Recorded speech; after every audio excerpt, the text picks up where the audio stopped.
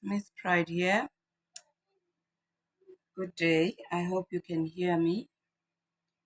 I'm gonna attempt to shoot this video as I dummy kind of budget for Christmas, for Christmas or for the festive season. This is a budget of a mom. Okay, let me switch this off because it's making so much noise. A budget of a mom, as I've mentioned yesterday. I thought I was going to record this yesterday, but I got so caught up yesterday doing other things. So I'm only doing this today, which is Sunday. The intro I did, um, the intro I did yesterday. Okay. I seem to have lost my calculator. So I'm going to be using this app on my phone to do my calculations. I hope it's going to work. I hope you're going to be able to see. But let's start. I don't want this to be too super long.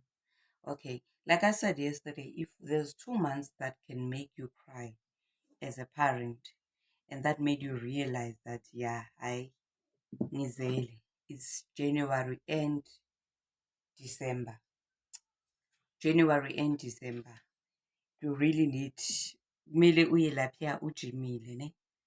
So let's see how it's gonna go, or how you could probably plan for for December. Let's do December for now. We'll do January some other time.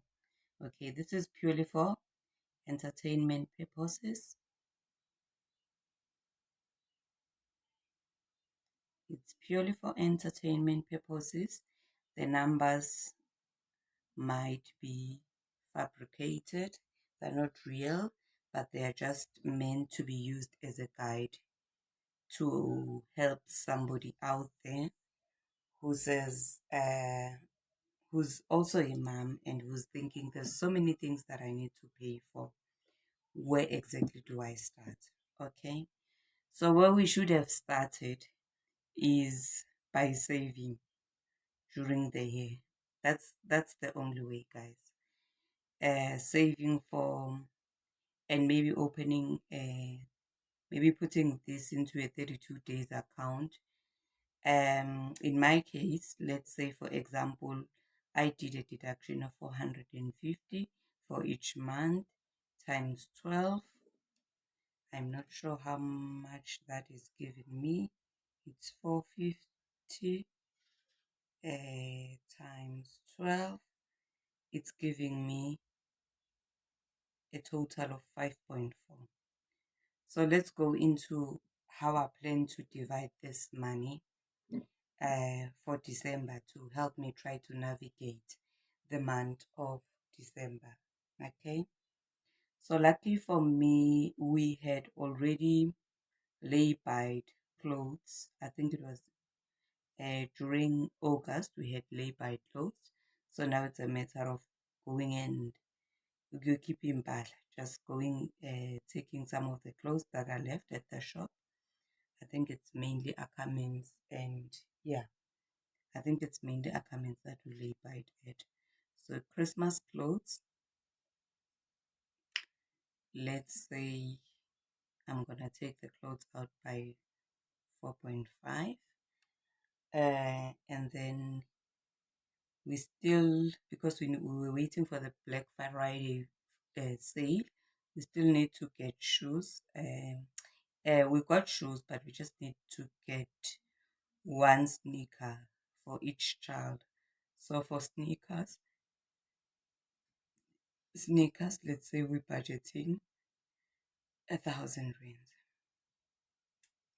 and then I try to mix this up together because I don't want to be too stressed in January. So I want to get a head start and start buying some of the stationery list that I know that they are there every year. So for stationery or pre-stationery, or the first batch of stationery, let's say I'm gonna use 450, 750 for child one,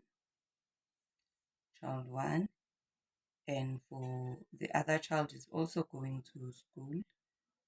So for child two, I'm probably also gonna use 750 just to get a kickstart.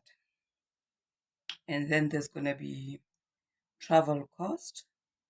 Lucky for me, I'm not going alone, so this amount is gonna be split amongst me and my siblings and the people that I'm traveling with. So I would put 1,000 rand for going home. I think I'm gonna contribute probably 500 to the petrol because I won't be using my car, and contribute 500 rands to groceries that we're gonna take home. So it's 1,000 in total. And then let's say for uniforms, I hope I don't sound as low as I feel.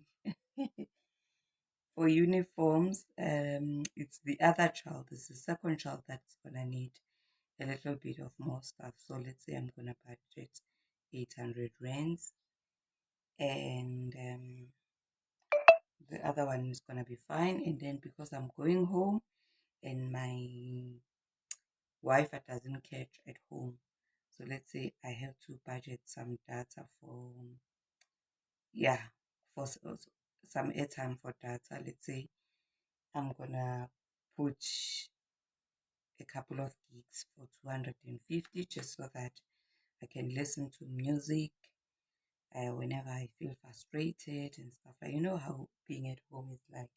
Sometimes you just need to switch off and just be in your own world.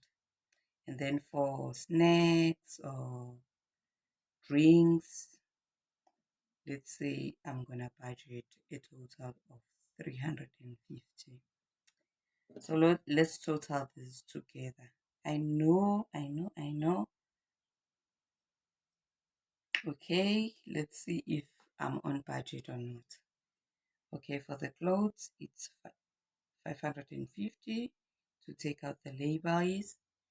Um, what is this? For sneakers, it's 1,000.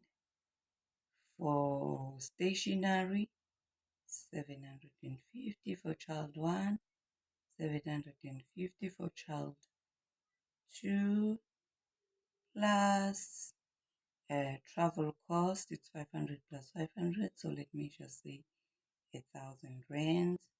And then for uniforms, just to kick off the other child to have something to go to school within January, let's say it's 800 rands. And then plus data so that I don't get bored when I'm at home, let's say it's 450 plus the snacks and beverages. I'm not a heavy beverage person, so I think about 6 or 12 is enough for me for the whole of December. So yeah, whatever I'm drinking, whatever I'm drinking, whether it be energy drinks, cold drinks, whatever I'm taking, while other people are taking other stuff, say it's 350.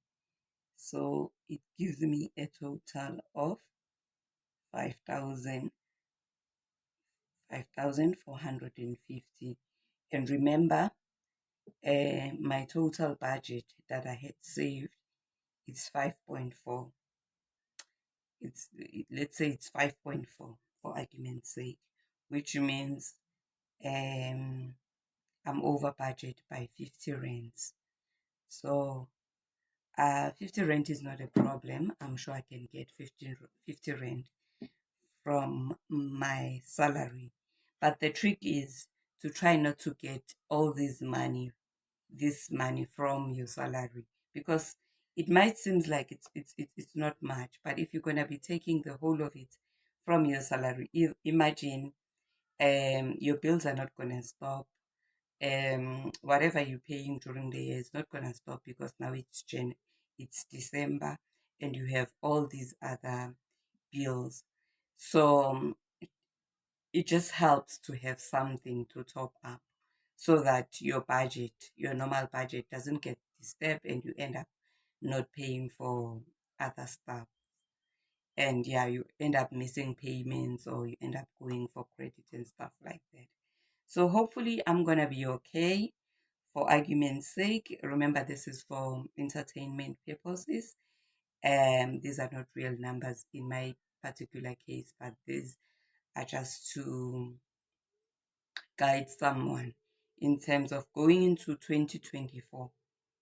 If you have not done this is the strategy that you can use so that by December you don't find yourself overwhelmed and overstressed because there's so many costs piled up in 1 month.